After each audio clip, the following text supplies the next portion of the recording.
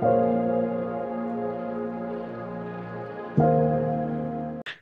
my name is James Andrella, and you are listening to the Back to Human podcast.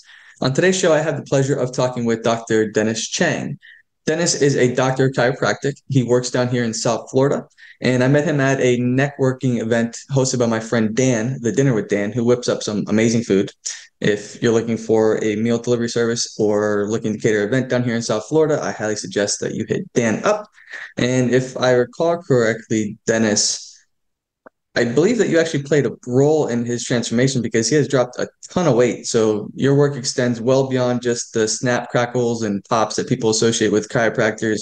And that's evident in your book, which I have right here, From Surviving to Thriving, a transformative guide on optimizing your health, body, and mind. So without further ado, Dennis, welcome to the show, brother. Thank you, brother. I appreciate it. Thank you for having me on the show. I'm excited for this. This is actually my first podcast ever, so I don't really know what to expect, but I'm excited and I feel honored. Thank you, brother. Of course, you'll do great, man. Just be yourself. So, Cool. what was life like growing up for you, brother? What health challenges did you face, and what ultimately led you to pursue becoming a doctor of chiropractic? Yeah, so as I was growing up, I was basically the complete opposite of what I embody right now, right? So right now I really focus on whole foods, trying to stay away from artificial stuff. But when I was a kid, it was the complete opposite, like I said. So my upbringing was surrounded around cereal and milk. That's all I would eat, right? Cereal and milk, eggs, and it would even get so bad to the point where all I would eat was uh, rice and milk together. So basically, the essential nutrients, the most essential nutrients that I would get was from milk and from eggs. So that was probably the worst part. I want to say I didn't live a terrible life, right? But it wasn't amazing. So I came from Cuba when I was 4 years old, right? And I guess that would be the biggest disadvantage because of the financial means, and how Mhm. that translates over to health. So we had just enough to survive day to day, but it wasn't enough to thrive. And let alone like my mom didn't have the knowledge that I have now in order to basically, you know, thrive and build a family of thriving from a health standpoint. So I'd say it was basically just, typical adversity. Um, but my biggest thing was like as I was growing up is that I wanted longevity. As a kid, I always wanted to live long, and that always stuck to me. And it was strange because even though I was so focused on longevity, I would always be sick, like always. Mhm. I would always have like common sinusitis in my nose.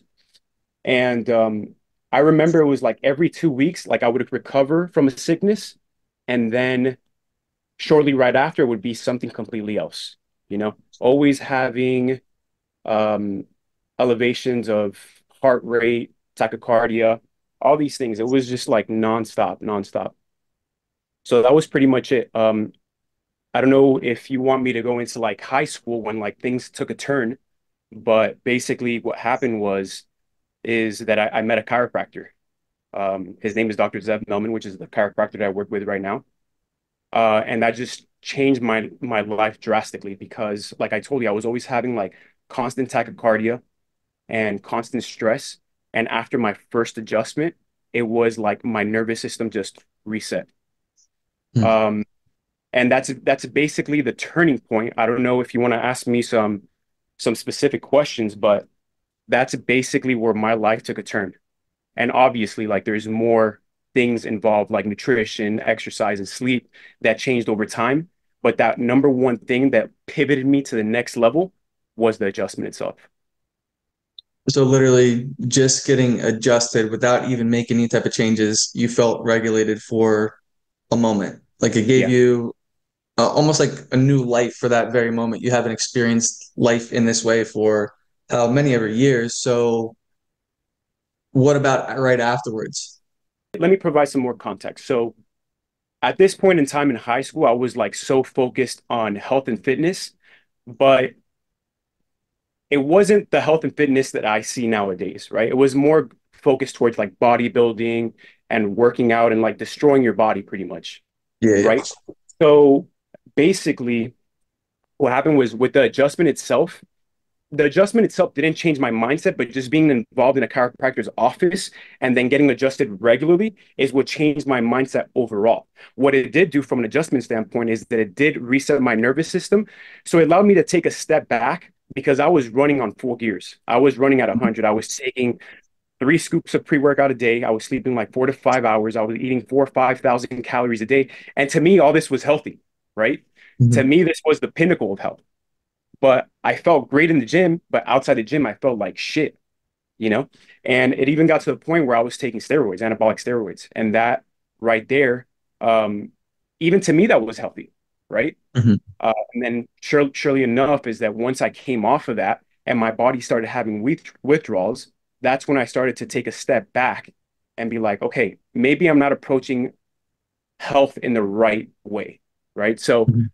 I started studying more of the chiropractic philosophy and stuff like that.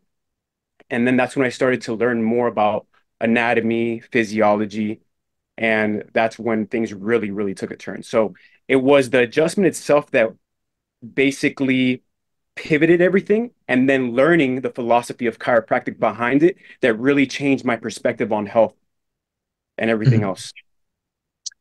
I mean, I feel like you're telling the story of many, many people that are listening to this because you're pretty much describing my high school athletic life or bodybuilding short-term career, whatever it may have been. But yeah, slamming down the pre-workout, 3 scoops, like max threshold.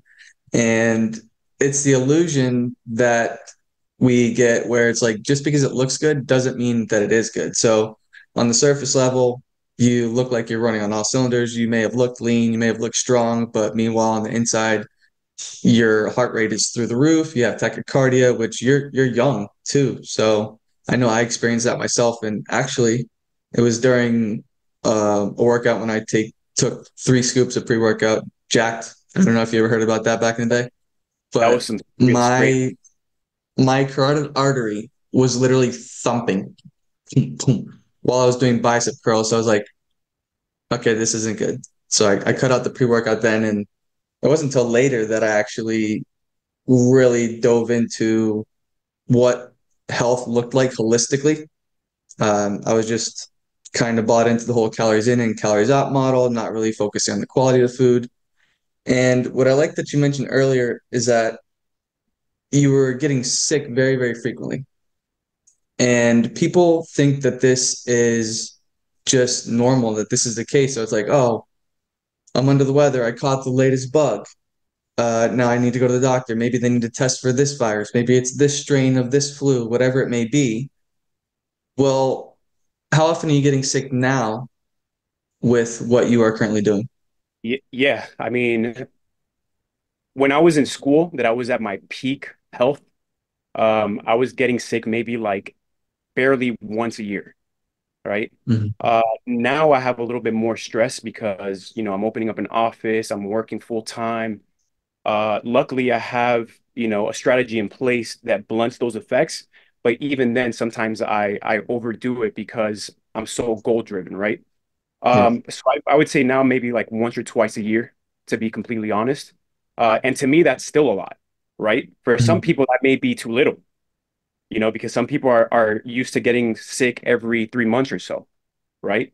And it's just changing that perspective. And like once you actually reach optimal health, right? Then you have that wiggle room where you could get sick, but you'll bounce back super quick. And that's what's happening to me right now. It's like Mhm. I'm getting sick once or twice a year now.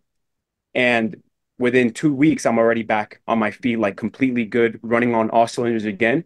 And then Mhm. obviously, 6 months later, 7 months, 8 months later, you take another hit. But that's because we're firing at all cylinders, like you were saying. Mhm. It's your body's way of telling you to like take a break and chill. Otherwise, you just keep going. Exactly.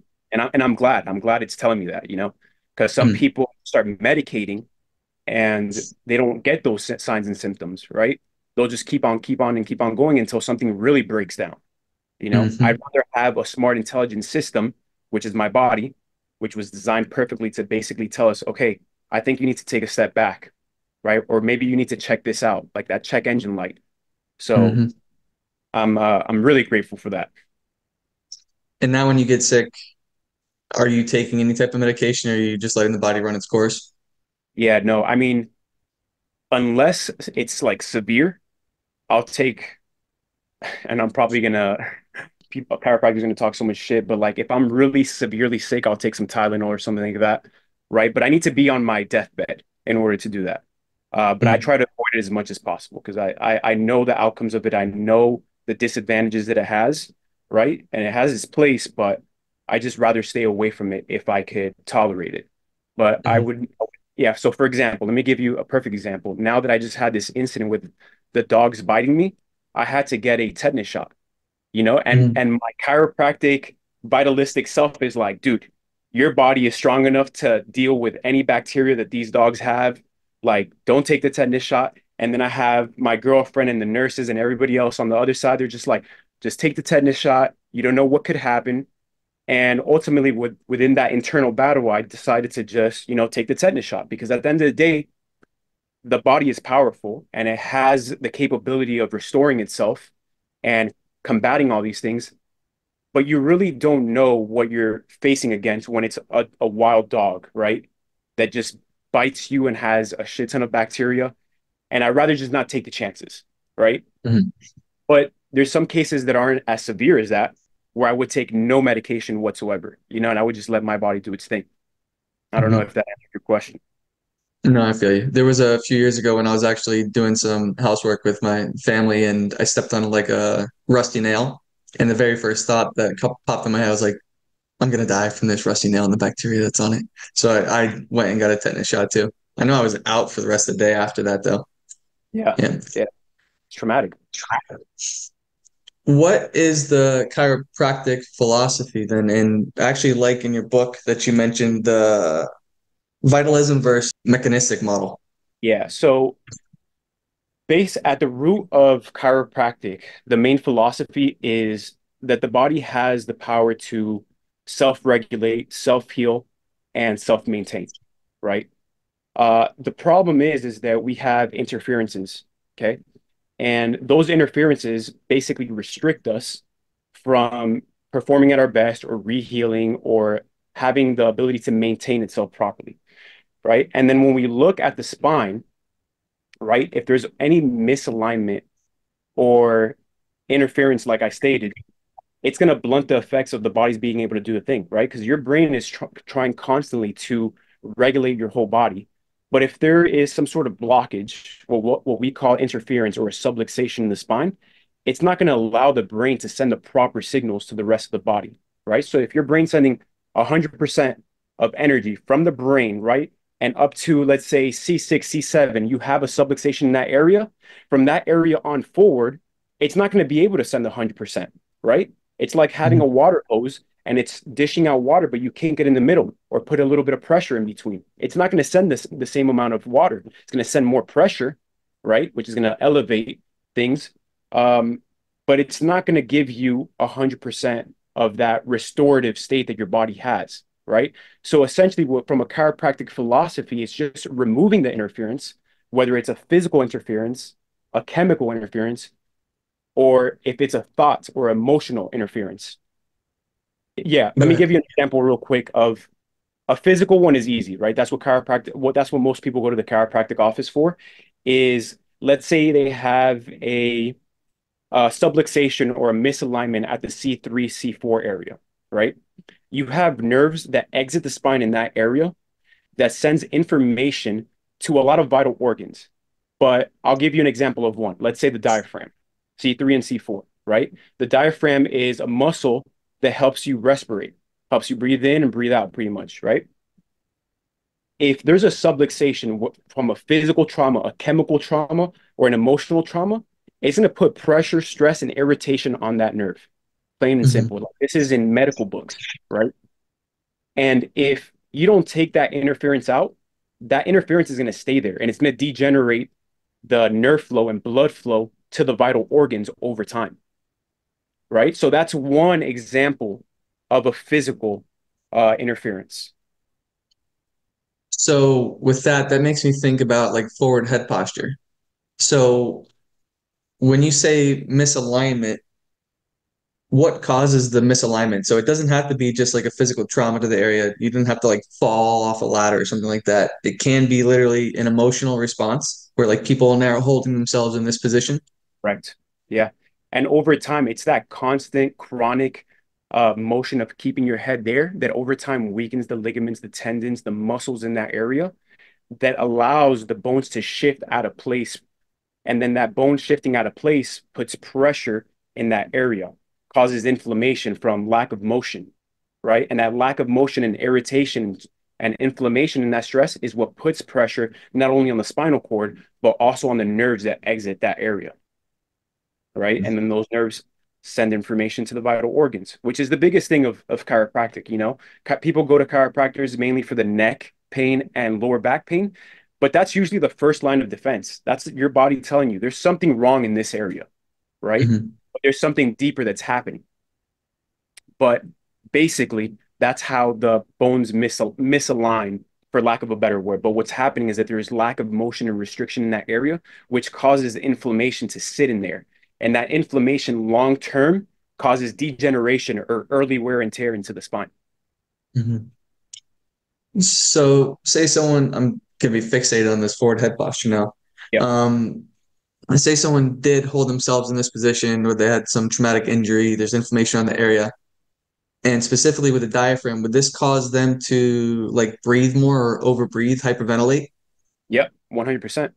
And then that throws off the mechanics of the respiratory cage that you have in the upper torso area, right? And then it just starts having the trickling effect towards the rest of the body. I don't know if you've ever seen this picture before. I have this on my stories, but it has to do with like barefoot shoes. Hopefully you can see it, Yeah. Yeah. Yeah. Yeah. where the heel lift in the typical name brand shoes, which I saw that you were selling your shoes, which I was happy about the other day. I was selling the Vivos. No, not the Vivos. You were selling like your Nikes or something like that. Oh, yeah. But Yeah. Yeah. for those that are watching this on YouTube or wherever, maybe I'm trying to hold this up, but on the, I don't know if it'd be your right or the left side, if you wear a heel lifted shoe, it's kind of gonna move your center of gravity and it's gonna put you into that forward head posture. And I Yep. had a hypothesis that a few years ago, the shoes really aren't just making your feet weaker, but it's also affecting your rib cage and therefore your diaphragm, and it's causing people to overbreathe. So you just kind of lit up a light bulb in my head. I appreciate that you specifically mentioned C3. I think sometimes we get fixated, not you and I, but like most people, once they start getting into this realm of things, they get fixated on one point of the body. But in reality, like it could come from the neck area and affect all the way down to the feet, and vice versa, like you showed me in Yeah. that specific situation, right? It could Mhm. even get to the point where, like, let's say you have an immobile arm and it starts shifting your body to one way, which then is going to translate to everything. And then that goes into the tensegrity model of the human Mhm. body, right? But yeah, I think that's something important is just like think about where those weak points are, right? And those are going to be the ones that have the biggest effect on the body because that's where the Mhm. body's leaking pretty much. Yep. And it's pretty much all going to come back to the spine, no? Yeah, because the spine is the engine of the body. I don't know if you've seen this on either Instagram or YouTube, but there's this guy that has no arms and no legs, but he's still walking around with his spine, right? And he's using his spine to coil and move his entire body, right? So the Mhm. spine is basically like the center engine of the entire body.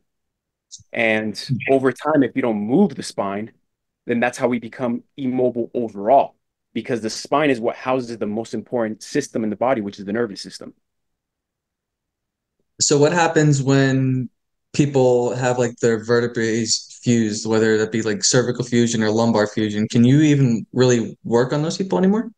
Uh, yes and no. So, for example, let's say someone has C7, C6, and C5 fused together. We're not allowed to adjust in that area, and rightfully so. They have metal rods or whatever it is in that area that's fused together. Um, but you could adjust above and below those areas. So those areas over time, they're going to fixate. And if they're not fixated from an artificial standpoint with the rods, over time, they'll fixate together from a natural means of the body just fusing them together because they haven't moved in so long, right? So the body is just going to prioritize everything else and put that in the background, right? But yeah, we can't adjust people in those areas because of those artificial means of, of having everything fused together. But if it's fused naturally, I would try to impulse a little bit of motion in that area for the body to recognize that there's still motion there, Mhm. which is going to have a positive feedback to the brain. Mhm. So that's what I would. Do you think there's a point where the bones are like completely ossified and there's no coming back from it? Yeah, yeah. There's certainly cases where once you have it, you have it. And there's not much that you could do besides supporting the structures above and below it, right? Because now, since those areas are fixated, it's easier for everything up and down the chain to get fixated over time if you don't mobilize it and if you Yeah. don't put the right adjustment in there.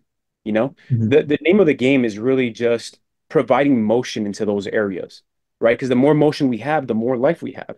And we see Mhm. that throughout nature, right? Anything that's stagnant in life is always going to have some sort of dis-ease or dysfunction, right? Mhm. So it's basically just stimulating the body and providing that force to regenerate that motion in those areas and reduce that inflammation and the cascade of things that happen afterwards.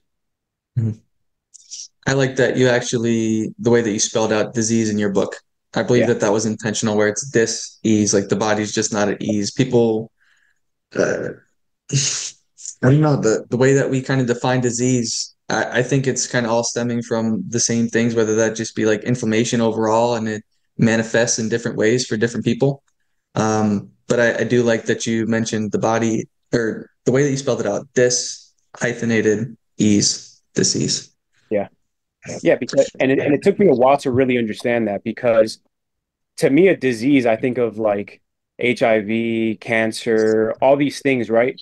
And it kind of gives us that victim mentality that it's just part of life, that it just comes out of nowhere, that it just comes out of nowhere and you have no say in it, right? But in reality, it comes down to the epigenetics. Like you said earlier, you said that it comes and manifests different in different people, right? And I think that's the genetic component of it, right? But that's if you allow it to get to that point, right? We have certain epigenetic expressions that if we do the right things, that it'll never get to that point. I fully agree, brother. So, how do you Yeah, move your spine then? What do you suggest doing like on a daily basis? Because it's like you got to keep the spine moving. So, yeah. what ways would you suggest? So at an entry level, it's as simple as just doing exercise, right? In that linear plane fashion that we're so used to, right? In reality, that's better than nothing. But over time, the more you hone in and double down on that, the more dis-ease you're going to get because you're basically becoming dominant in that lane of fashion, right? So I think for someone that is really stagnant, that's the first step, right? And once they get that momentum and push, then they need to start doing things in different planes of like moving the body translation side to side or having rotation of the spine. Right now, I'm doing a little bit of, and this sounds kind of stupid, but like cycling, because I'm using my body as I'm moving my legs because of the injuries that I have. I'm using my spine to basically propel my legs in the motion. I don't know if that makes sense or if you could visualize that, right? But I'm using my spine as the engine to Mhm. make my legs do the motion. I still have engagement in the legs, obviously, because I need my quads in order to move the needle of things, but I'm using it from more of like the core to drive that force. And that's how I'm exercising my spine right now with the injuries that I have. But aside from that, I would do more of like the WEC method stuff if I was like in tip top shape. Um, Translation, a lot of mobility. I don't know if you know, but we have like mobility classes at the office, well, at the Hive on Tuesdays and Mhm. Thursdays. I try to take advantage of that as much as possible because when I'm working full time and I'm trying to build a business on the side, like I don't really have that much time to work out. So whenever Mhm. I can, I sneak into one of those classes and I just start moving my spine that way. Anything really, I think, actually, now that I'm thinking about this, the biggest and underrated way of moving the spine is walking. And people don't really see that. They think that walking isn't really forcing them to move, but in reality, it's like it's shown in research that the more steps that you take, the healthier you are. Up to a certain point, obviously. Like you don't want to be walking 20,000 steps long term, right? But you do want to be walking because that's one of the main things that our bodies are designed to do. Mhm. Walking and making sure that while you're walking, your head is shifting side to side, making sure it's over the foot, and that naturally will start moving the spine. Mhm. So you're a big fan of WEC method. That's his Yeah, I mean, thing. I started putting it into my routine here and there. I don't go all in on it just because I don't have that knowledge behind it. But whenever I can, I implement it. Mhm. I like that you mentioned walking because that's honestly one of the things that you see start to deteriorate with some people where as we age, it doesn't even really look like people are walking anymore. It's like almost like they're dragging themselves along. Right. So, Yeah, and I think it gets to a point where they're walking without engaging certain muscles, like certain gait muscles that they need in order to propel them forward. And they're just walking with no life, like the more muscles that we engage when we're walking, the healthier we're going to be. mhm. So what do you think contributes to that? Would that be like our seated posture? Yeah, I think being seated for extended periods of time is one of the biggest things. And if I would have to compare it to smoking, I think it's worse than smoking. If you're seated over, let's say 2 to 3 hours or I would say 3 hours to be exact. Like over three, if you're seated for over 3 hours and your body's yelling at you, you know that you're doing yourself a disservice, you know? And I think that's actually worse than smoking, hands down. Hmm. What do you think? What do I think contributes to this? I would say definitely the seated posture.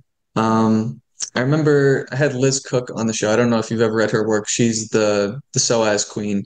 The psoas is going to attach the spine to the lower body, and Yep. she mentions also how a guy, I forget his name, but he was on some college campus and he was able to move, and he was moving with his spine despite not having any legs. Yeah. So, and when I look at the images in some of her books, it's like the leg is almost like a pendulum, and we don't really get too much time back here anymore. So the pendulum kind of just swings forward all the time. I Yep. think a lot does have to do with footwear and keeping us in almost like a falling forward position, like the image that I showed you. Yep. So you never really get full extension because you're never actually centered. Yep. So over time, you're literally always out of alignment. Yeah. And I don't think this is the case for everybody, right? But this is a perfect example of like when chiropractic works, it works for a great reason. So you said that it's like a pendulum, right? And it's swinging like this most of the time because that's what we've adapted to over time, right? But now let's say somebody that's conscious of that, right? And they want to start bringing it out more and more, but they can't because they've been stuck in this so long that their lower back is fixated because the psoas Hmm. is pulling on it for so long, right? So they could engage the muscles all they want, right? But if the joint itself is fixated, no matter how much you move this, it's never going to allow you to do this anymore, right? Hmm. So that's where I think the adjustment is so powerful from a mechanical standpoint, right? Is that it allows you to restore range of motion. Hmm. That's the perfect time is right after getting an adjustment is the perfect time to be exploring these ranges of motion that you're now being able to get into again, right? Hmm. Because if not, you're just going to get fixated in this over time. That's what we were discussing at Dan's house. I remember that, and I really did want to jump on this. It's probably been long overdue, where it's like getting an adjustment and then moving seems like it would be way more beneficial than moving and then getting adjusted. Because if you can be like pure, just in perfect alignment, your body's going to be able to, you're going to have more range of motion. And when you have more range of motion, like you're going to be able to develop skills much, much faster instead of like trying to work so damn hard. I remember I had a coach a few years ago, and he mentioned that when you put your body in a position to work, the body will work for you. So everything that we do in the gym, you've experienced it back when you were probably ego lifting like I was back in the day. It's like if we can put our body in a position to work, it will literally everything will seem so much easier. We won't need to labor. We won't be so exhausted doing like the simplest of tasks. Yeah. So you're adjusting beyond just spines then. So you're doing other joints as well. Yeah. I'm doing extremities as well because I acknowledge the fact that sometimes it's vice versa, right? Sometimes we don't have the proper motion in our ankle, for instance, right? And that's going to translate up to the spine and it's going to Mhm. fixate the SI joint, the sacroiliac joint, right? So I try to come at it from multiple angles because at the end of the day, the adjustment is powerful and restoring motion to the spine is powerful, but sometimes not that's not the root cause of the issue, right? For example, like now my right shoulder hasn't been as mobile because of the injuries that I have, right? And my wrist hasn't been as mobile because of the injuries. So therefore, I'm going to want my wrist to get adjusted because no matter how much I adjust the spine, it's not going to make the biggest impact on the wrist, right? If it's a nerve issue, right? If I have a nerve impingement or nerve irritation at T6, T7, then it's not going to be able to send the proper signal, nerve flow and blood flow to my arms, right? But if I never adjust this, then I'm never going to have the proper motion in the wrist itself, right? So how do you look at people and just know where to adjust them? Because you and Zev are amazing at this. You don't need to really ask too many questions, like especially because you have the memberships over there. So Yeah. people just come in, and it's like burp, burp, burp, snap, crack a pop, pop. So ideally, what if this was an ideal world, I would like to get X-rays on everybody, right? Because I want to see what's under the hood. I want to see what's going on. Because at the end of the day, and this goes back to the topic where you were talking about, if you have everything set properly, then you have the best function, right? And that's the thing with me. It's like if you have the proper structure, you're always going to have the proper function because it correlates, translates, right? So I want to see what your structure looks like from the inside out. And even though that's not really going to be the most determining factor of where to adjust, it's going to allow me to know where I can't be adjusting, right? If there's something serious that's under the hood, right? But it does give you a general sense of like where to adjust based off the segments and how they're misaligned or misfixated, right? So that's the first thing that I would like from an ideal standpoint. Now, the second thing is just motion palpation. It's literally just taking the spine through motion. So when you see me pressing on someone's spine, that's me assessing the spine and seeing where those restrictions lies. Now, once I know that it's giving me that pushback, that's what tells me that there's restriction in that area, and that's where I should be adjusting. And just like anything, it takes time and repetition in order to really hone in on that practice of just being able to feel it one time and be like, all right, this is the spot right here. Because I I was was when I kind was adjusting you, it only took me about like 2 to 3 minutes to assess you, and then it was boom, boom, boom, boom, boom. of, mhm. Right? And I was stiff, man. Months and months of Yeah, holding baby jacks, man. yeah, Just lower back. I can't say that I've ever really dealt with that prior. Uh, so it's like when you introduce something, which I mean, people could pick up on this. Like if you introduce something that's out of the norm for you, and now all of a sudden you're experiencing something different, it's like, look at that because you can probably find a way to prevent whatever you're experiencing. And that, in my opinion, and I like your opinion, I could probably cut this out if you prefer off the record. What do you think of the rates of spinal fusions? Like, do you think that people actually need them? I know it's going to depend. that one's tough. Um, I would have to say that I would avoid it at all costs because from that point on, it's just downhill. You know, Mhm. especially like the bigger segments that you get out of it, the more it extrapolates the downhill, going down the hill, basically. So I would try to avoid it at all costs completely. Um, I'm trying to think of like a specific situation of someone that like may need it. Like if they got in a car accident and there's actual like fractures Yeah, everywhere. yeah. There's like some crazy, crazy trauma, and that fixation is going to allow them to save their life 100%. Do it, Mhm. Mhm. right? Because I'd rather live and be slightly fixated or majorly fixated than, not live. So I Mhm. think that's the only scenario that comes to my head of like spinal fusions of actually doing it. But I would avoid it wholeheartedly at all costs. Do you notice any like frequent patterns that people will come in with? Um, there's so many. I'll give you a perfect example of what you were telling me with the psoas. Over time, that just brings and it pushes the lumbars forward completely, which then is putting more pressure on the spinal. Well, not on the spinal cord, because in the lumbar, there's no spinal cord, but there is nerves that exit the hole. And then I think the biggest thing is the sciatica because of the constant sitting, computer work, being stuck on the computer, having the shoulders rounded. Um, Let me think. The ankle one is a big one. A lot of people have restriction in dorsiflexion, right? Which is Mhm. translating up the spine into the SI joint, well, into the SI joint and then up the spine. Um, there's so many patterns, and that's why it's so crucial for someone to get adjusted because the adjustment itself, from a mechanical standpoint, is going to break people out of that pattern, you know? And it's gonna go back to the range of motion. It's gonna allow people to explore different ranges of motion, different patterns, right?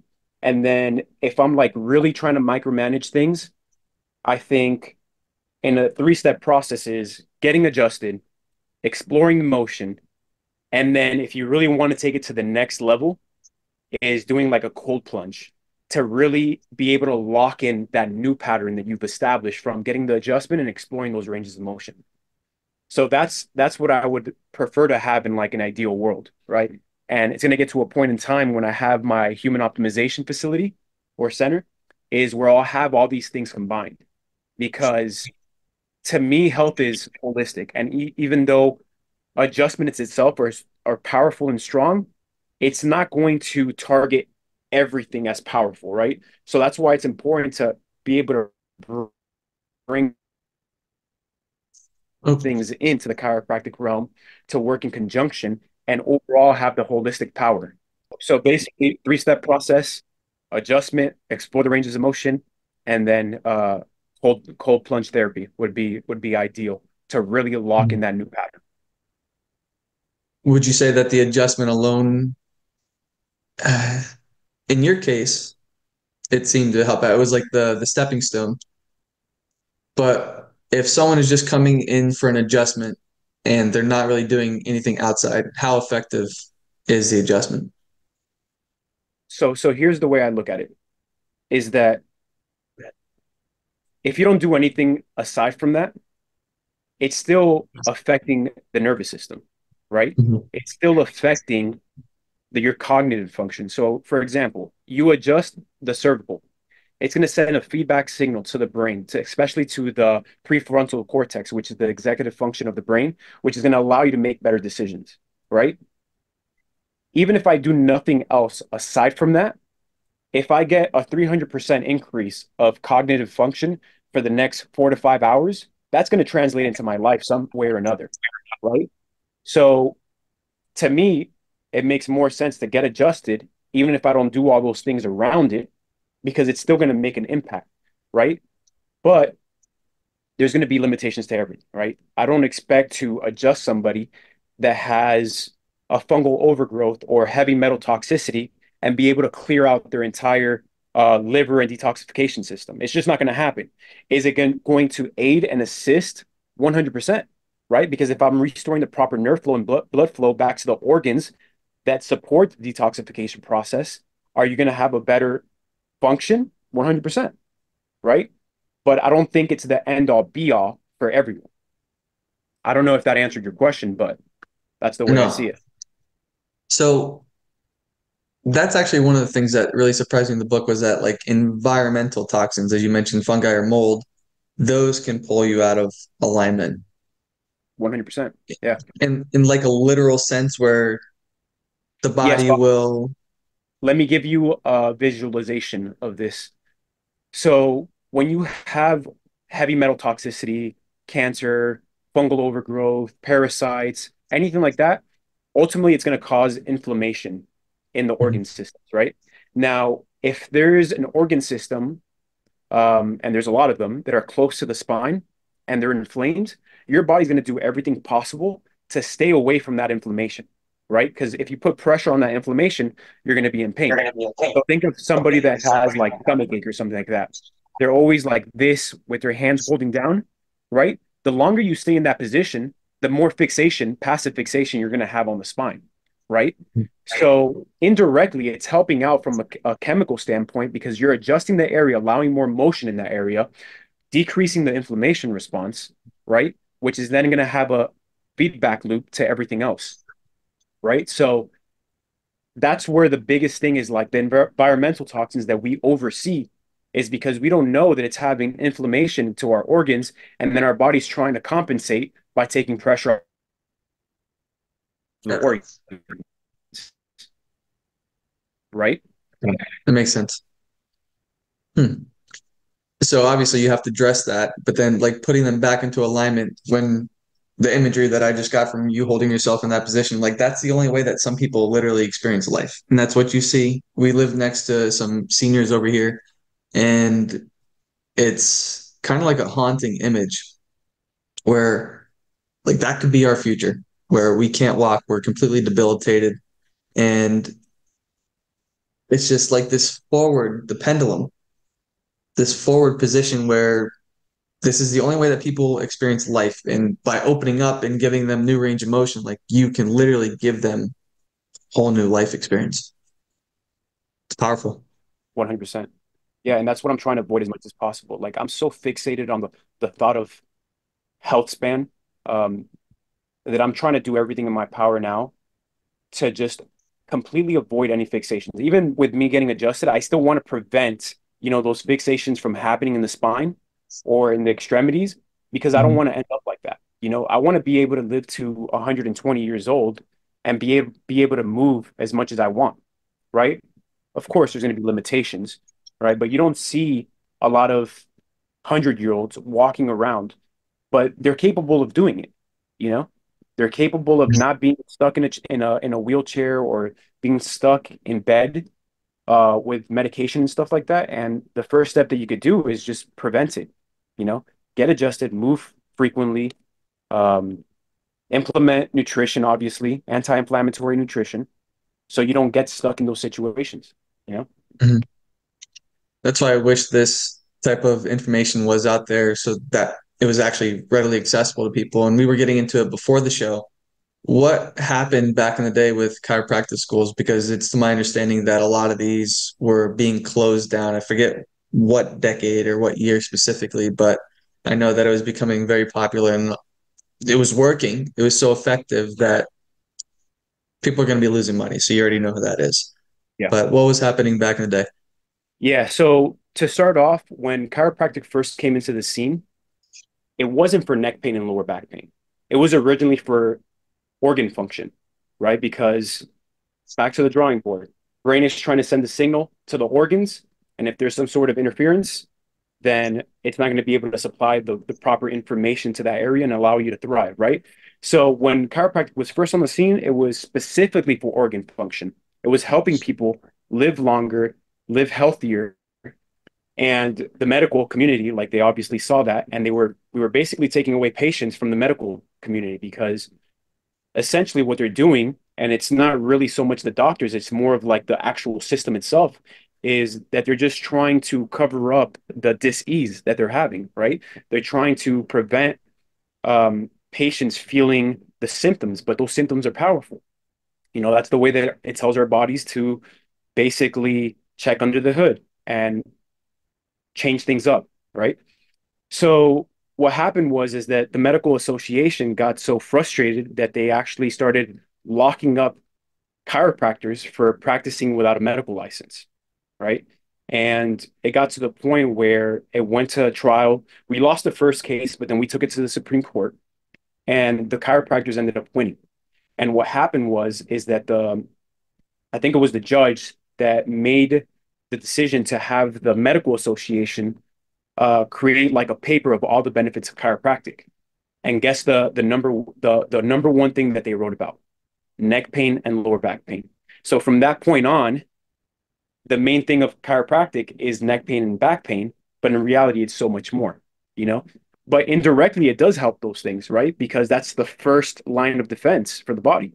That's the first thing that you're going to feel. The neck pain and the lower back pain is the first thing you're going to feel, even though there's organs that are deteriorating or degenerating over time because of the pressure that's being placed on the nerves. Mhm. And that goes into the mechanistic model of the body where we try to focus like on one thing, like, oh, you have tennis elbow or you have a gallbladder issue. It's like we focus and pinpoint, we specialize, not Yeah. me, but that's typically what general physicians do or surgeons do. They get so good at this one thing that that's all they do. Meanwhile, they need to be talking to everyone else because no system is going to start failing by itself. Yeah. And I think it's important to really isolate the body when it comes to education and knowledge, right? But the first thing that should be in anyone's mind is when they're addressing an isolated part is what is it going to do to everything else in the system, right? So with that specific mechanism isolation and like holistic stuff, I give acknowledgement to both sides because we need both of them. We need to be able to break things down to a science and to a specific part of the body in order for us to understand how everything else works. But ultimately, the main thing that we should be thinking about it from a long-term perspective is how is that isolated part going to influence the whole entire body? It's like one cog in the machine. Like you Exactly. remove that, Yeah. and now it's going to affect everything else too. Yep. Yep. And I think what people get so fixated on as well is just like there's so many systems in the body, right? So if one system goes down, like they only want to treat, and even though the system is like a conglomeration of isolated parts, they still want to just treat that one area, right? Even though, let's say, throwing medication, chemotherapy at that one area is going to affect everything else around it. So that's something that I think, and that's something that I want people to really recognize is that the body is a whole, right? You shouldn't be treating it in just one area specifically. And that's why when you see us in the office, like we're adjusting everything. And we have chiropractors and people outside of chiropractic that talk shit about us adjusting the whole spine. But in reality, we're just addressing the whole thing because we know that if we address one thing, it's going to have effect with everything else. Have you ever dealt with being called a quack? Oh, 100%. It happened to me the other day, actually. So I do house calls at an office. Um, I do house calls at an office, and the like CEO of the office is there. This guy's like a freaking billionaire. And he looks at me. I'm adjusting a lot of people at the because they're like in booths making calls and stuff like that. And I'm adjusting like 12 or 13 people. And I go up to him like all friendly and stuff. I'm like, "Oh, do you want me to check your spine? You want me to adjust you, blah, blah, this and that?" And he's like, "Nah, chiropractic is a quack." But he says it like in a joking manner. And like in my head, I was like, how would a well-respected chiropractor deal with this situation? Right? Because it's insulting. Like here we're Mhm. trying to help people's health, right? And they're basically just shitting on us. But you want to know what the funny part is?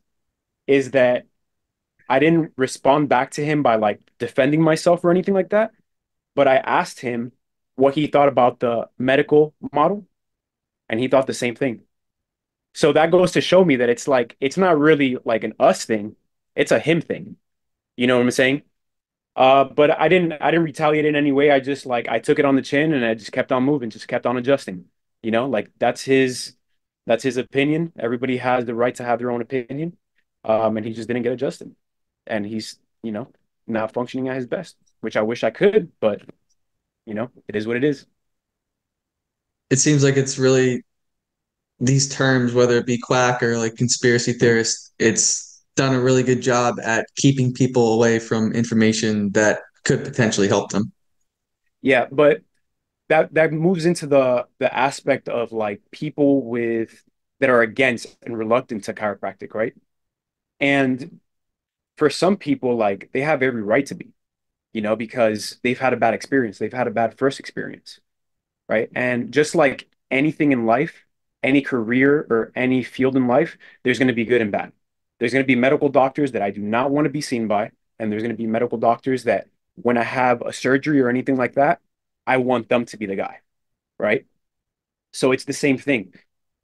I wish I could say that, everybody had a great first experience, and I wish that I could adjust everybody in the world, but unfortunately, like we can't reach everybody. It would be nice to reach everybody and provide them with like a real chiropractic experience.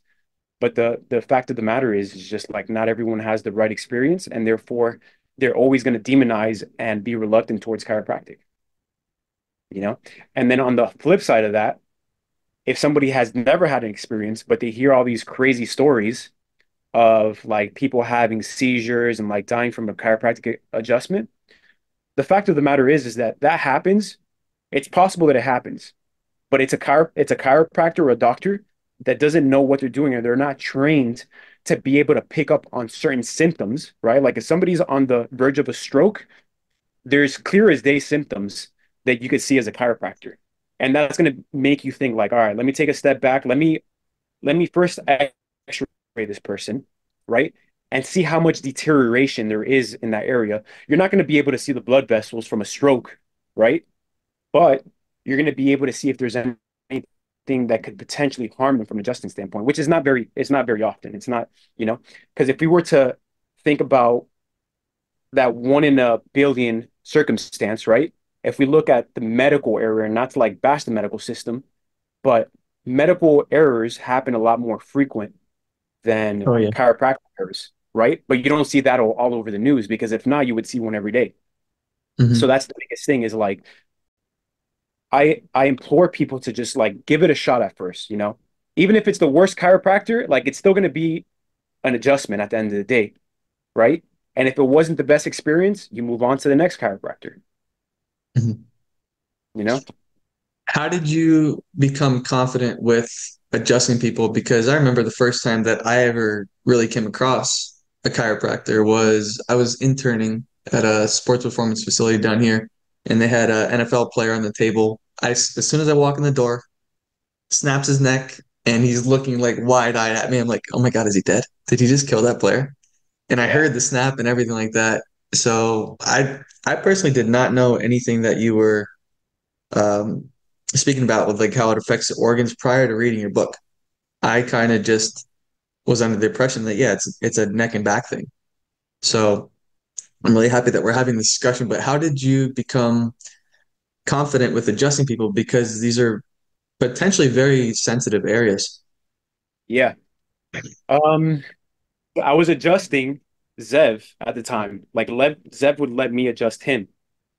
But basically he would teach me the line of drive, the motion that the joints have, right? Because if you don't adjust in the right motion or the right line of drive, then you're 100% hurting somebody, right? And like I'll use the example of what you were just demonstrating of that chiropractor just like rotating somebody's neck. And in reality, like you're getting a crack from that, but that doesn't mean that you're doing it the right way, right? Because that crack that you're hearing is just pressure of gas being released into the joint, you know, which does have a benefit in itself. But if you're using that force in the wrong line of drive, then you're potentially hurting somebody. You're weakening their ligaments and tendons, right? Because you need to be able to drive through the proper line of drive that's having the restriction, right? When you hear that loud crack with the rotation, that's most likely just ligaments and tendons that are being rubbed against the bones, as opposed to being able to drive through the joint and taking it past that joint play. That's where we have the super physiological results of having a negative feedback loop to the brain and back and having a systemic benefit to the whole entire body, right? So it was just practice, Um, I would adjust Zev probably like 2 to 3 times a week. And then little by little, I started getting more confident and just putting my hands on the other CAs, the chiropractic assistants that worked in the office, Mhm. you know? Just experience. Yeah, it's experience. It's just time and repetition, just like anything else.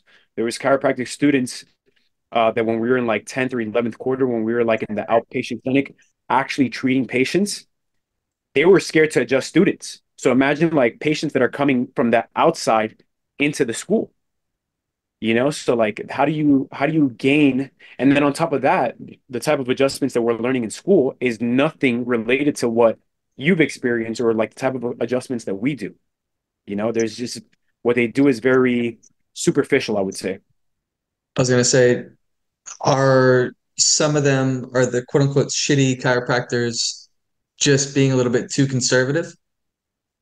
Like they're doing Um, what's I don't want to say safe because I don't want to call yours not safe, but they're only doing what they're taught. And then if the teachers are doing these superficial methods, and how the hell else are you going to know?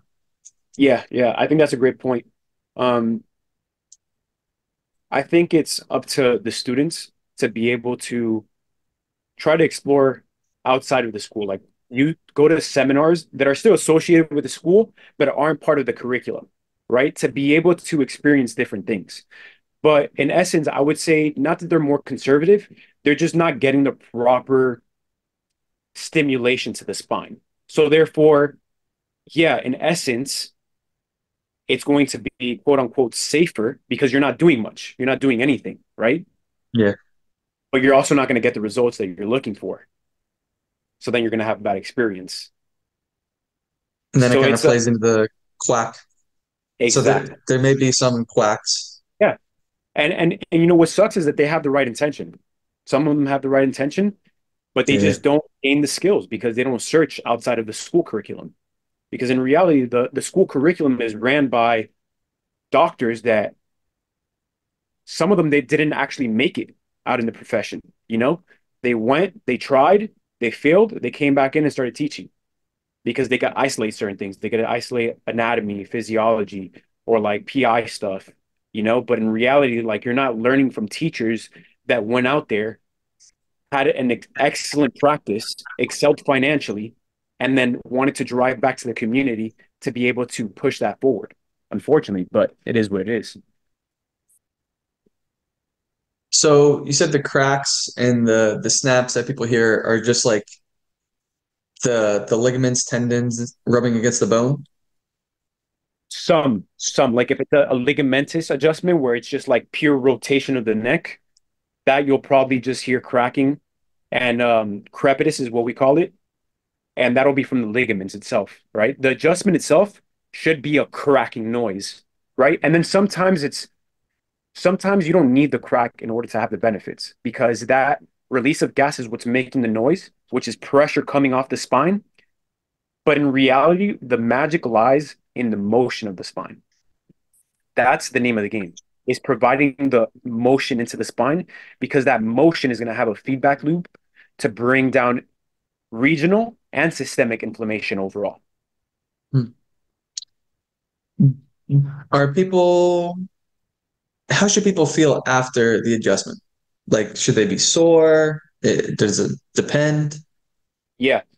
So I think it all depends on someone's nervous system and how in shape or healthy they are in essence, right? If you have a lot of restriction and you get adjusted, you're probably going to be sore from the adjustment itself, and especially if you're not hydrated and your tissues are dehydrated and stuff like that, you're going to feel more sore, but it's just like working out for the first time. You're providing a stimulus which exceeded a certain threshold in order for you to be sore. All Mhm. right. But then there's some people, and this is like sometimes I don't understand this, but the results speak for themselves, is that you'll see somebody that looks extremely unhealthy from the outside in, and you'll adjust them. They'll be sore for like a couple of hours, and then the next day they feel like a superhuman. because their body, some way or another, was able to receive that force, Mhm. was able to adapt to that force, and then became stronger from it, you know? And there's a lot of mechanical things that happen, right? But I'd be here for hours trying to explain all the different pathways of how everything works. But um, that's one way that somebody's going to feel is being sore and then feeling amazing, or somebody might just feel amazing after. Some people feel like they're walking on a cloud because what happens is that once you adjust the neck, specifically the neck area, it releases chemicals in the brain because our brain is basically like a pharmacy. It releases all the chemicals that we need in order to function properly. And when you get that one adjustment that your body really needs, it releases all the right chemicals to make you feel like you're floating and you're in a euphoric state. You feel like you're walking on a cloud. And that was the first thing that happened to me was that I was such in a sympathetic state when I first got adjusted from being so goal driven and always being on the pre-workout and being sleeping only 5 hours a night and just running my body to the ground that when I got that first adjustment, my body hit that parasympathetic break and I was just like, whoa. Like I honestly felt like I could see better Mhm. because my brain is now being able to send the proper signals to my eyes and vice versa, because it's a constant communication back and forth. And I felt like I compare it to the first time that I took testosterone because the first time I took testosterone, I felt euphoric. I felt like I was like, dude, I felt like I had 20 pounds of weight just shifted off of my body and I felt like I could climb a mountain after. But it was because, it influenced hormones and stuff like that, which has an effect on the way you feel. But so does the adjustment, just as powerful. And that's what really just changed my life right then and there, that first adjustment. Mm. When you mentioned how some people will be sore afterwards, and then like the next day they may feel like superhuman, it kind of reminds me of Tom Myers' Anatomy Trains work. I don't know if Yeah, you've ever read that yeah, and seen his yeah, yeah, videos, but he talks about like the fascia, and he does it in such like a really, really good way where it's like if you're tight and restricted in one area and you have dense fascia over here, water and nutrients are not going to penetrate back further. And then the more that you stay in these positions, the worse that it's going to get. yeah, So I could be totally wrong here, but that kind of seems like what cancer may be to me, the C word, where it's like you have dysfunctional cells. The shape of the proteins are going to determine their function too. So if you have one cell, say for instance, that is dysfunctional, now all the other homies around it kind of got to pick up the slack. They're going to become dysfunctional, and that's how it spreads. yeah, That's dis-ease. yeah, So when they get that adjustment, obviously they may still have dense fascia and everything like that, but it's giving them an opportunity to actually receive nourishment, blood flow to areas that have been dehydrated for what may be decades. yeah. Yeah, I think that's a powerful thing. And I don't know if when I was studying his work, he would talk about how cancer is a result of like your brain forgetting about that area, right? Because it's become so dysfunctional since you're not using it anymore, right? Your brain has kind of set it aside, right? And that's how you start losing the range of motion in that area, aside from like hydration and movement and stuff like that. Um, so I think the adjustment from a mechanical standpoint is going to hydrate the joints, right? And also, I know this is something that you want to talk about, is the cerebral spinal fluid, right? Yes. The cerebral spinal fluid has a major impact on that because what it is just a transporter. It transports waste, metabolic waste, and it also transports nutrition to certain areas, right? Ideally to the brain and to the rest of the body. It's trying to nourish the nerves, all the cells in the spine, but it's also going to the brain and wiping out clean all the plaque buildup, all the amyloid plaque buildup, and everything that's degenerating us from the inside out, right? But sometimes, and there's a specific technique in chiropractic called the SOT, sacral occipital technique. And basically, it's 2 points of the body, the sacrum and the occipital area, right? And the cerebrospinal fluid is just rocking back and forth through those areas. And just like the lymph system, right? You know how you need a mechanical force in order to move the lymph system. You need mechanical force in order to move the cerebral spinal fluid as well, right? That's why it's so important to get adjusted, is because you need to be able to implement that adjustment and stimulate the nervous system, stimulate the spine to be able to flow that cerebral spinal fluid back and forth from the sacrum to the occipital area, which is driving into the brain. So it's like the visualizations that's coming up for me now is like a river. And then Yeah. if you have a subluxation, then you have a dam in your river and there's going to be stagnant flow. You're not going to be able to get rid of waste. Yep. You won't be able to receive nutrients, can't export, can't import any And stuff just that you like that, need. and just like that river, right? I think I use this in the book. This analogy is the river has a certain structure, which is going to determine the function of the way that the water flows through the river.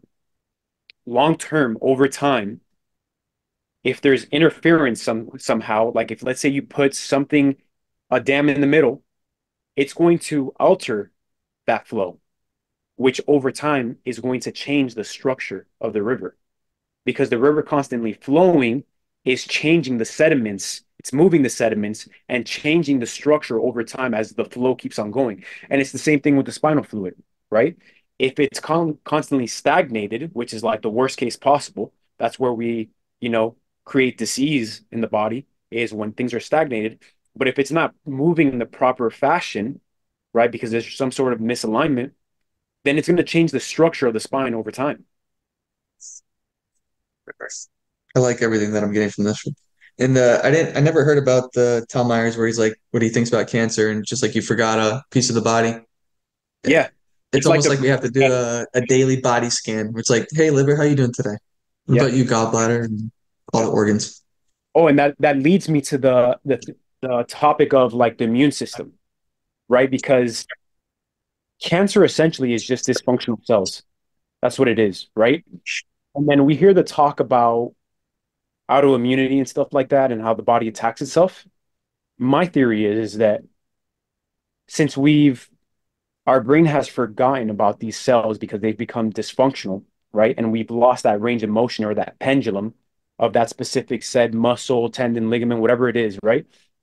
Then our body over time, once it completely forgets about it, it's going to target these cells and structures that are become dysfunctional, and it's gonna basically assign a foreign protein to them and be like, all right, this is not part of our body anymore. So then our immune system is going to start attacking that thing. I use attacking as like a lack of a better word. Our body's doing that intentionally because it's trying to protect us because it sees that as a foreign invader, right? So the body's just going to start sending more immune response to that area, and then that's how it grows with cancer because just it starts to overpopulate with immune cells going to that area. This is my theory, right? I could Mhm. be completely wrong. This is just based off little pieces that I've gathered from little things, and then I'm just piecing it together. I could be totally Mhm. wrong, but I think that drives back to the point of the importance of being able to restore range of motion and function back to everything in our body. So our brain never forgets about it. I'm gonna definitely be thinking about that for a little bit now, like autoimmunity. When I think of like thyroid, because that's probably one of the biggest autoimmune Yeah. issues right now. Yeah. Uh, and I don't know if it would be chakras or like what certain organs actually mean. I see thyroid is close to your throat. I'm like, are people forgetting their voice? Are people afraid to speak up and say something? What is it actually? I remember a massage therapist that I work with. The topic of prostate cancer came up, and what she mentioned is that it's like if people are getting prostate cancer, essentially for a guy, what it is like he's been castrated. So I don't know if that's correct. Yeah. I don't know if that'll make it to the podcast, but I think there's some truth to that for sure. I feel like the less stimulation, it's like that, that motto of if you don't use it, you lose it, you know? But then I also feel when we look at it from a simplistic standpoint, dis-ease in the body comes from three different things. physical stress, emotional stress, and chemical stress, right?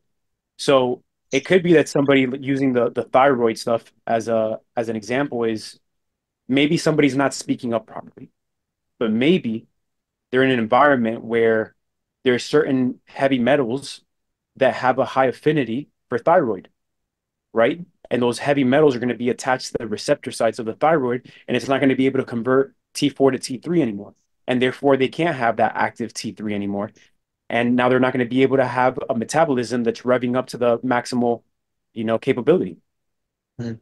Or maybe they just had a subluxation at C3, C4 that also innervates the thyroid gland, right? And it's not receiving the proper nerve flow and blood flow, you know?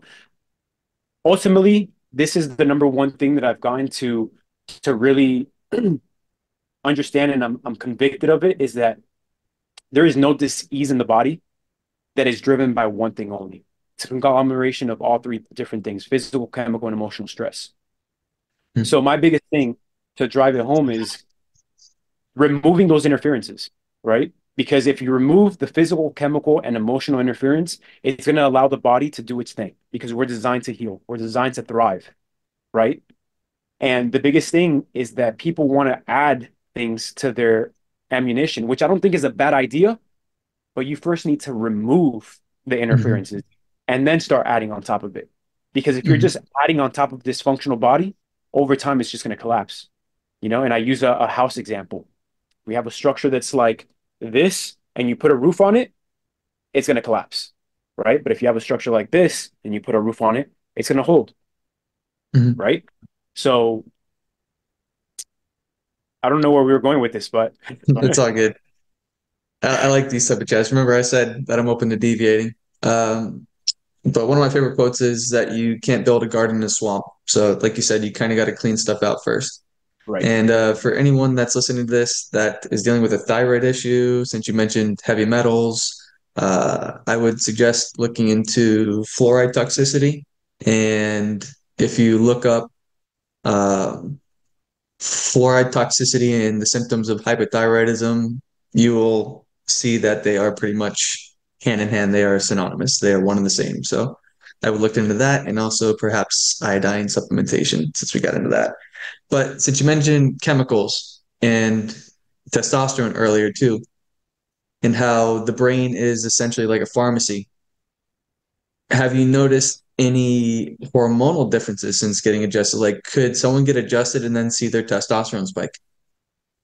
Yeah, I think 100% for sure. If it's a communication issue in the spine, um, and it's all case specific, right? Some people are going to get adjusted and they're not going to have an increase in testosterone, and it's diurnal. It's going to change drastically from the day to the nighttime.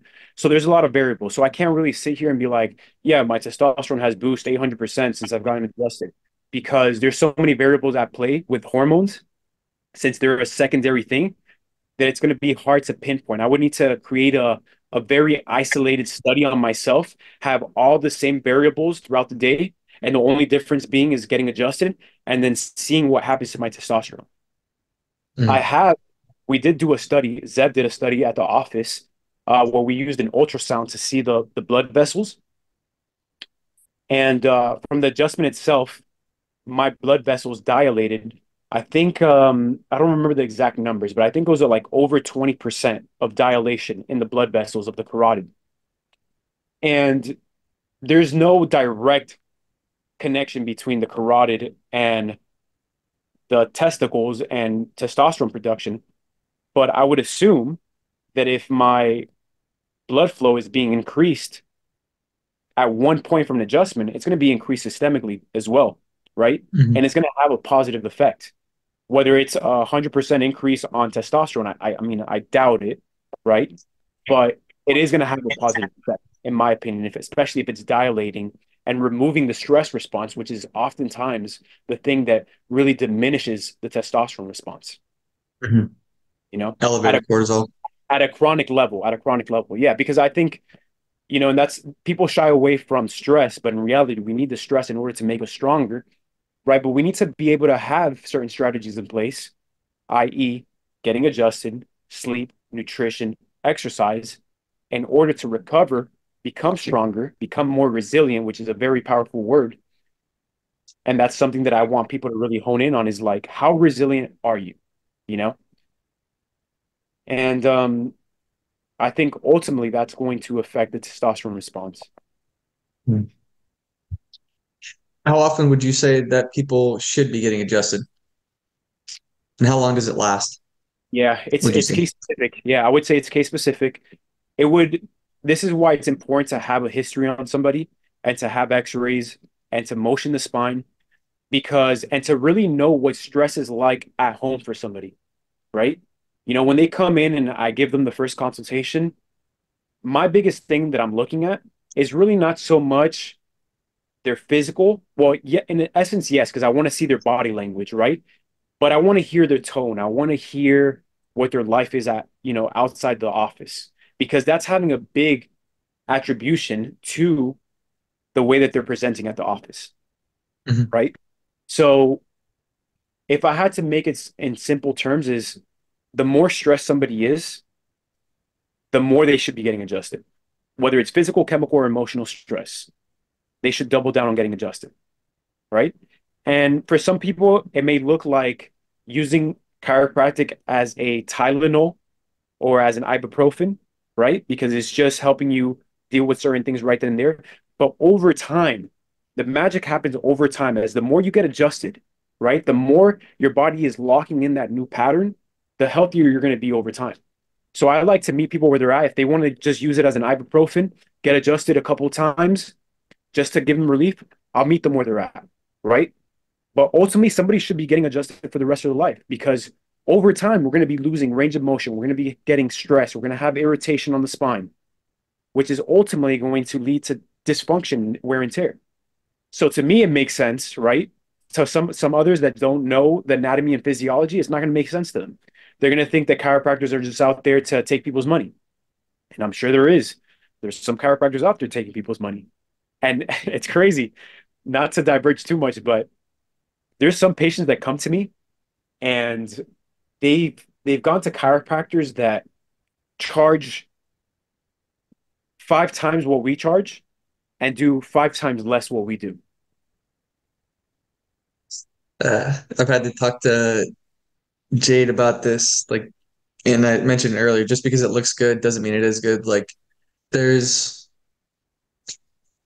there's like services that people will put out there that have this extreme price tag on it, and there's this illusion that just because it has a high cost that there's a reward that comes with that. And I believe there Right. was like a study with wine too, where it's like they poured the same wine into three different bottles. One was super expensive, one mid-tier, and then one really cheap. And they all thought that the high cost one, the expensive one, tasted the best. It's like it's the same stuff. And Yeah. yeah, man, it's almost, I don't want to say fraud or anything like that, but people aren't really being served, and it's almost like they're being robbed and they don't really know where to go. Yeah. So I'm grateful that people like you and Zeb are going beyond just adjustments, because you guys have like a haven over there. It's like there's this aura, there's this energy over in that space. You guys are bringing stuff like raw milk or even grass-fed meat, which brings me to my next topic. Big question for you. What are you guys suggesting, or what are you suggesting that people do besides movement outside of the adjustment? Because I know you Yeah. discuss it a lot in your book. Yeah. So I would put it in a hierarchy.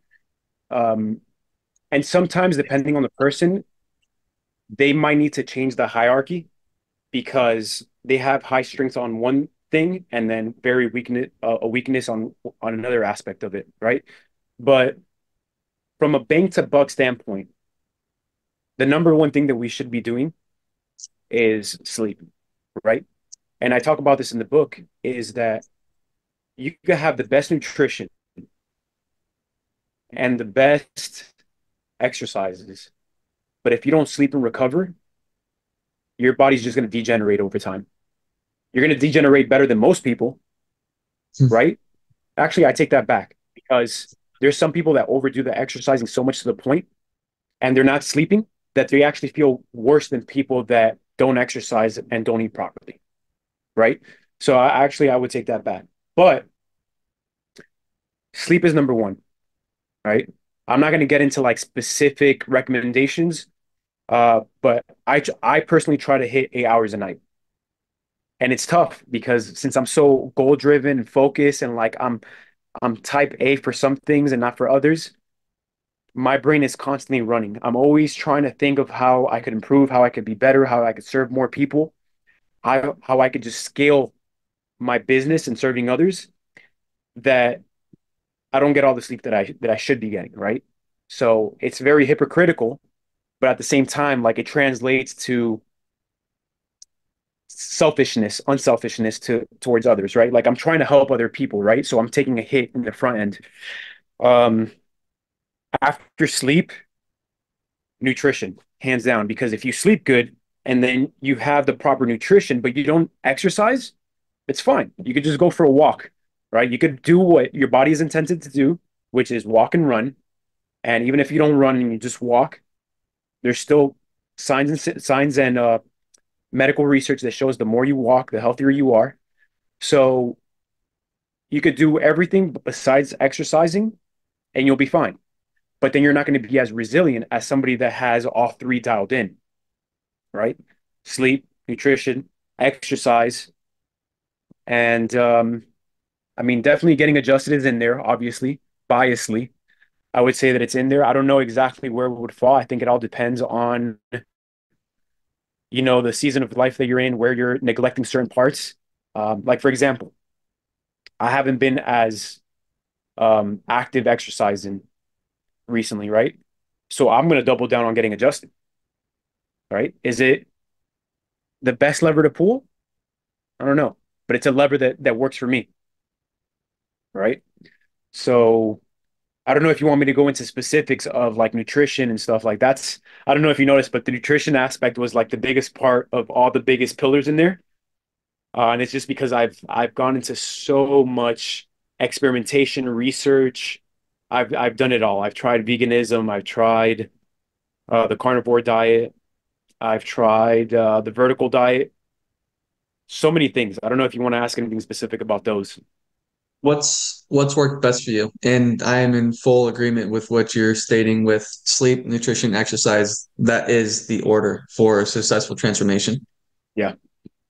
Um, the one that has worked for me is, and it depends because it depends on what I'm looking for. I felt the best on the carnivore diet, right? And I feel like it should be a tool that everybody uses in order to reset their gut. I don't think it's going to work for everybody, but I think it's going to work for a majority of people. I think the biggest drawback to the carnivore diet is just the society standpoint of it, right? It's like it's hard to make it sustainable because we live in a life where in a society where it's not sustainable long term. You could do it for I did it for about 12 weeks one time and I felt freaking amazing. The transition period sucks, but that's just like anything in life, right? Anytime that you transition from anything, it's going to suck at first. But once your body has the metabolic flexibility to be able to use all that as energy, the protein and all the meat as energy, dude, I felt amazing. I was actually the most shredded. And then I'm going to tie it into longevity because this is actually a study that I did, an experimentation that I did on myself, was that when I was 27 years old, I was in school. So I didn't really have much to really focus on aside from like learning stuff in school and exercising and like really dedicating time for myself, right? Like I was just trying to keep myself as resilient as possible in school. And what I did was I um I took a longevity test. You know who David Sinclair is? Dr. David Sinclair. So I took his tally health test and I did it while I was in the midst of doing a carnivore diet. I believe I was 8 weeks into the diet. I was weighing about 170, but I was shredded to the bone. Healthy shredded, not like anorexic shredded. And when I got my results back, basically for those listening, the it's a genetic test that measures your longevity, how long your how healthy your cells really are. So from a biological standpoint, like what's your age? right? Not from a chronological standpoint. So right now I'm 29 years old, but my cells could be either aged at a higher rate or they could have aged at a better rate. So when I took this test, I was 27 years old, but my cells were 21 years old. So that's 6 years. I think it was like 5.5 years because of the months and stuff like that. But basically, I had driven back my cells age back to 21 years old. And wholeheartedly and honestly, I felt it. Like I felt amazing during that time. The workouts were intense, but I would recover instantly. Like I had no aches or pains, and I was adjusting a good amount at that time as well. Completely gone. And it sucks that I don't have the willpower to stay on it for the rest of my life. But I also like to have fun with my girlfriend. I like to eat. I like to, explore different cuisines and stuff like that. But I think the powerful takeaway from all of this is being able to have a certain set of time frame to really optimize your health from a chemical, physical, emotional standpoint, from sleep, nutrition, exercise, getting yourself to a peak and then having that wiggle room to be able to go off the deep end and then rebalance back to that area. And even if you don't go to the peak again and you're at 90%, you're still better off than most people. Most people are just merely surviving, right? Most people are don't even have the health. Exactly. There you go. So that's basically what I'm trying to do with this book is that I was trying to give people just the foundational information. Like, yeah, there's tiers in there, right, where people can have an assessment and be able to be like, all right, this is where I'm at in my health journey. And then these are the things that I could do, whether it's recreational, whether it's more for like that cutting edge stuff.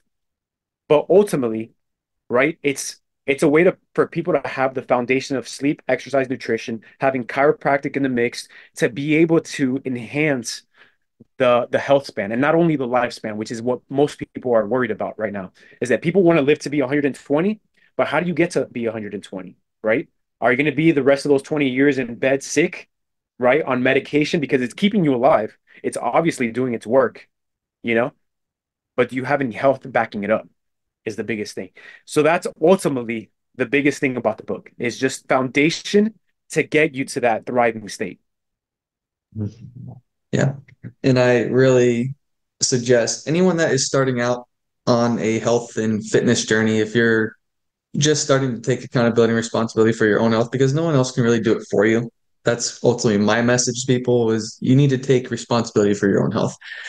I really do suggest giving this a read because as I was talking to Dennis before, I have tons and tons of books on my shelf. A lot of them get very, very sciencey and technical, and you really, really don't need that stuff. Dennis has done a really good job at dumbing all that information down and putting it into one nice, clear book. And I really do think that this would help you out a lot with his recommendations. And since you were talking about carnivore, I've had a episode with Life Like Jake. He was down here in Florida a little bit ago, but we did a keto carnivore episode, and I'm kind of following his protocol. I believe that's what you also told Dan to do, Yeah. carnivore. And I agree with you, man. I feel amazing. I initially started this because I had a knee injury, and prior to my knee injury, I was like loading up on the carbs just because I was flirting with some different supplements, and I noticed that I was tolerating them better. But Yeah. my previously torn ACL, it literally out of nowhere just like swelled up and ballooned, and I couldn't even walk one day. I could, but I felt like a pirate. I was like peg legged. So I did Yeah. a extended fast, which helped a ton.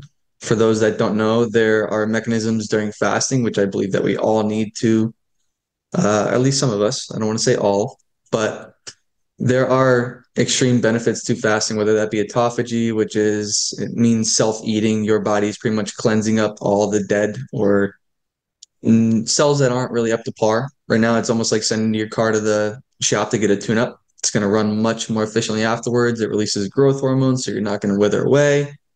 And after the fast, I started doing a carnivore 1 meal a day regimen, and man, I feel amazing. I feel like I'm 16 again, and it really, really helped me. Um, rehab my knee, which I thought for a moment that I re-tore. That's how bad it was. So Yeah, rather yeah, than going through any surgical interventions, I decided that I was going to follow this route, and I do feel amazing. yeah. Dude, when you have the chance, I would really recommend that you come to the office and whenever Jay's getting adjusted, I would run the laser on you, the K laser, and that's going to help create the fibroblast in the knee area to help regenerate the tissues in that area. And I know that, since you're doing the carnivore diet, like it's only going to amplify the results. Um, and dude, we wouldn't charge you because, Jade gets care there and stuff like that. But I think it will be super beneficial. I don't know if you even want to put that in the podcast, but dude, that between me and you, you should come to the office and get the red laser done because it's gonna help a lot. That's what I've been doing on my hand, and it's been helping since the first day I've gotten the bite. It's clearing things out, bro. It's amazing. Is You that try it cool out. laser therapy? No, it's a class 4 laser. So it uses several frequencies of red light in order to regenerate the tissues in a Mhm. simple fashion. Yeah. I remember it was like 2 years. I'm going to include this, by the way, just because I want people to be exposed to all this different stuff and then just how great of people that you and Zev are for Yep. offering this. But I remember reading maybe 2 years after I had surgery that in Japan, they don't even really like performing ACL surgeries. Like that'll be the very last thing that they do, but they use some type of laser therapies to regenerate Yeah. the tissue. Meanwhile, we don't get that over here in the States. No. And it's just, and I think the reason why is because insurance doesn't back it. You know, Mhm. the biggest thing with, and this is a whole different discussion, right? But chiropractic, there's some doctors that let insurance run their practice and they make boatloads of money, right? But they don't get the results that they need, right? And there's lasers that are extremely beneficial, but aren't backed by insurances. So therefore, doctors don't do it. You know what I'm saying? Um, and that's why I want my human optimization center to be like all encompassing. I want to have the red laser. I want to have the cold therapy. I want to have the exercise and movements in it because I know that somebody comes in with a serious problem, I could rehab them between adjustments, red laser, cryo, nutrition, everything, and just throw the whole bathtub at them. Because in reality, it may be just one thing that's needed. But if you throw everything all in at once, right, within reason, obviously, it's just gonna further amplify the recovery, you know? Mhm. But I think that's something that we should be doing over here, is that we should have more conservative approaches first, right? And that's why I'm so biased on chiropractic, is because I feel like chiropractic is the number one most conservative, right, way to rehab anything or be able to treat anything. Mhm. You know? You know how it is, though. Follow the money, bro. Exactly. Yeah. We just gotta be smart and we just gotta play the game with them, play the Hmm. game with them, but on our terms. We gotta be able to provide those things. And even if it's just cash out of pocket, just do it in a fashion where you're not breaking somebody's bank, but you're helping them out tremendously, you know? And ultimately, even if the insurance does kick in for some people, they're still paying out of pocket for some surgeries, right? So it's a lose-lose for them. Not only are they getting lackluster results, but they're also coming out of pocket, right? As opposed to being more conservative, coming out of pocket, but you're getting better results that are more conservative, that's going to lead to better function overall. Do you guys take insurance at all, or is it all self-pay? I- yeah, it's self-pay for the most part. Yeah. There's certain instances um, with my practice, when I open up, I want to start delving into the insurances because the way that I see it is I want to be able to meet somebody where they're at, you know, even if they don't come in for the reason of like holistic health and stuff like that, if they're just reactionary and they don't see the bigger picture, I'm very confident that once I lay my hands on them and I adjust them and clear out the subluxation, the interferences, start talking to them about nutrition here and there on the fly or have videos that, educates them. I think over time that's going to be the biggest transformation for these people that just come in from the medical model. Love it, bro. It's the laying of hands. Yeah. Yep. So what do you have to, last question that I got for you. For anyone that is reluctant or fearful of getting any type of adjustments, what would you have to say to them, to the listeners out there, and where could they find you? Yeah. I think I stated it already, but I think people are most reluctant for two reasons. One, they had a bad experience, right? Mm. What I would recommend for that is to try another chiropractor, even if it's not me. I prefer somebody go to a different chiropractor, get adjusted, even if it's not the best adjustment in the world, it's still an adjustment, and they are going to get relief from it. And the second thing is, if you've heard negative stories, it happens in all industries, right? So you can't just go based off that story, right? And the same thing with the terrible chiropractors. Like in every industry, there's bad chiropractors, there's good chiropractors. Just keep on trying them out until you find the one that works for you.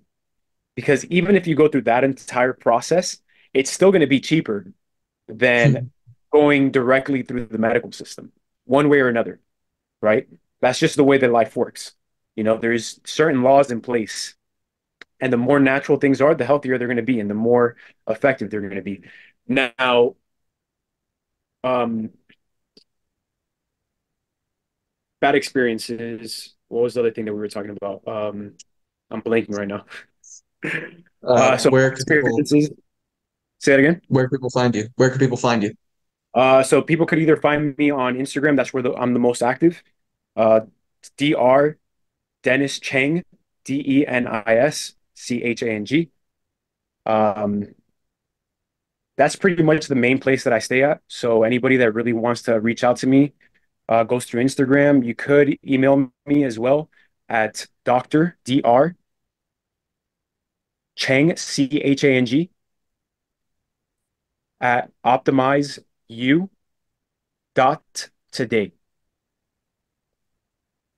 And You it's you, the letter U, not YOU. got you. I'll So confirm that with you afterwards. So. yeah. And then right now I'm working on building the website for my new office, which isn't up yet, so I can't really give a website. But maybe I could shoot it over to you whenever I have that up and running, and you could just plug it in. But yeah, that's what I would say to people that are reluctant is just keep on trying it because ultimately it's better than going down the traditional route, which is just going to cover up the symptoms. Mhm. Absolutely. You are the doctor, The the original doctor. doctor. I appreciate you. I appreciate your time. Uh, if you're open to it, I would love to have you back on again because I know there's so much that we could talk about. All right, Love it, brother. I brother. appreciate you, man. This was awesome. Thank you. God Thank you. bless, brother. Here, God bless. Bye.